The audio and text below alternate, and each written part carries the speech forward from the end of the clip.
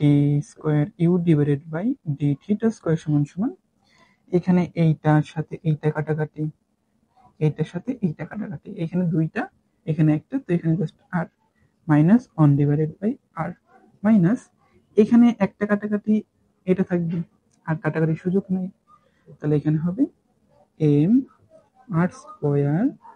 F of R divided by L square. এখন আমরা আর এর মান বসিয়ে দেব, তো আমরা প্রথমে এরকম ধরে নিয়েছিলাম যে আর সমান সমান 1 বাই ইউ, তাই না? তো এখানে T square U by T theta square সমান সমান মাইনাস, তো এই পুরোটা হয়ে যাবে ইউ মাইনাস